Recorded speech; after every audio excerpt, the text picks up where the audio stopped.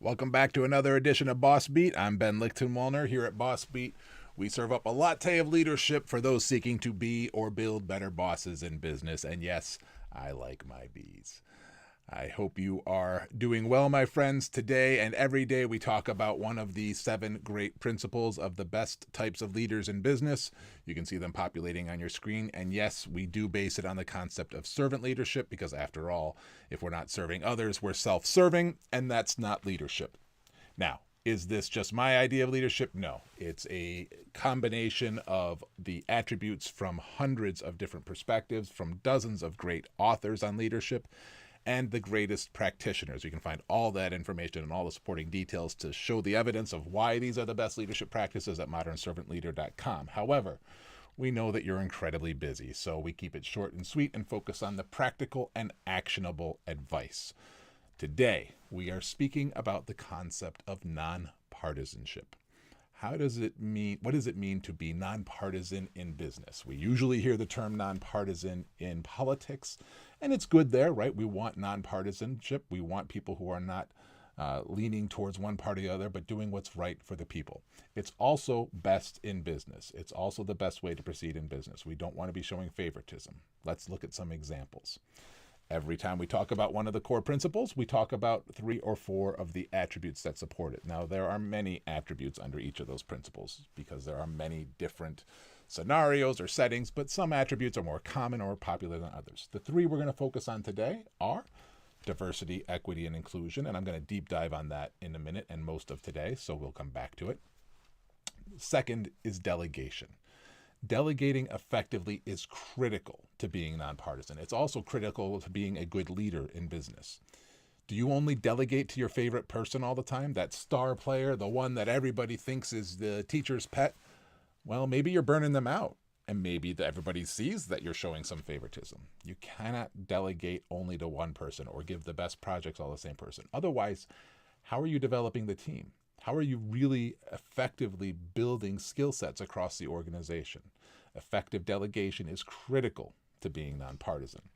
And the third attribute is listening. Now, last week when we talked about nonpartisanship, we went into detail, so I'm not going to cover this in much detail. Check out last week's session on nonpartisanship.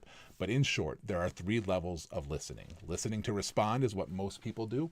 Don't want to be doing that. That's where you're formulating in your mind as somebody's speaking. The second level is listening to understand, often referred to as active listening. That involves repeating back what you heard at the end. That's better, but it's not ideal. That's also where most leadership development programs start. Here at Servant Leadership, Modern Servant Leader, I always advocate for level 3 listening, which is listening to feel. Yeah, it's touchy-feely sounding, but it doesn't have to be. Although I will say, I forgot the person's quote. I'll put it in the notes. But somebody said once that emotions are another data point. And I love that perspective. We should be looking at his emotions as a data point. So feeling should not be just touchy-feely. The point is level 3 listening means that you do that active listening. You repeat back to make sure you understood them correctly. And you also reference how you believe that makes them feel. And you confirm so you get a sense of their emotion. But I promised today we were going to dive into DEI. It's a hot topic, right? As it should be. Now, diversity, equity, and inclusion, also sometimes DEI&A, which includes accessibility. It begins with you. I'm not talking about the workplace. DEI begins with your personal life. Too many DEI programs in the workplace become check-the-box initiatives, right? The board approves a new executive level chief diversity officer. Then they embed some requirements in the interview process, and they throw out a couple of new sensitivity trainings and declare victory. Now, I'm not saying there's anything wrong with any of those steps. They are very good steps for most organizations to take. But is that really what DEI is about? No, no, no.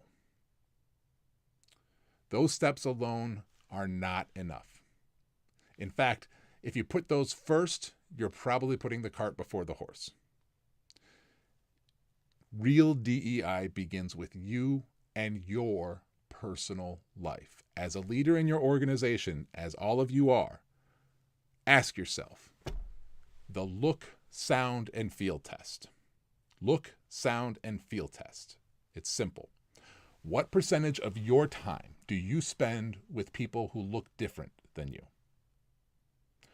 What percentage of your time is spent listening to different perspectives, different beliefs, the views and opinions of others who are not like you?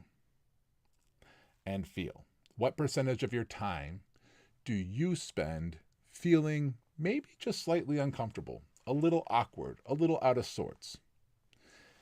If those percents in your personal life are small or non-existent, you got work to do. If we really care about others and we really want what's best for ourselves, our businesses, and our teams, we should have a decent percentage of time spent with others who look different than us, a decent percentage of our time spent listening to media, news, and sources, even art, books, periodicals that are written by those who look and sound different than us, and a decent amount of our time spent amongst those who might make us feel a little uncomfortable or awkward from time to time because we're not in a place of familiarity. So, when it comes to quotes or examples in business, I like to look at Tim Cook from Apple's recent, I think it was recent, I forget when this was captured to be honest, but he said it very well. He said, if you believe, as we, Apple, believe, that diversity leads to better products, then you obviously put a ton of energy behind diversity. The same way you would put a ton of energy behind anything that is truly important. That also reminded me of something Cindy Gallup recently posted on LinkedIn, I think. She said DEI, yes, it means diversity, equity, inclusion, but she said, to me, DEI also means driving excessive income.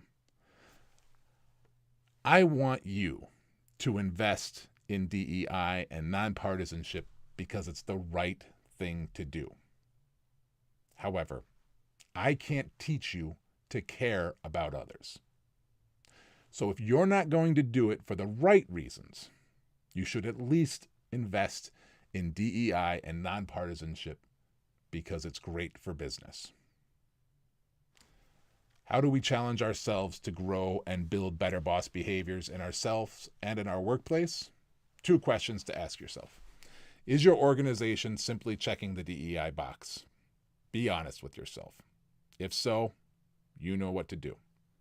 Second, what does your personal feed of news, media, art, and knowledge look like? Remember the look, sound, and feel test, right?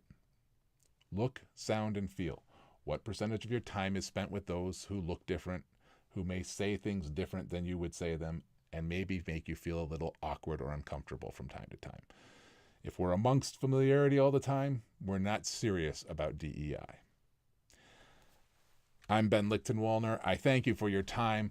Until next time, remember there's always modernservantleader.com for free resources and information on all these topics. I hope you find it useful. My friends, keep serving.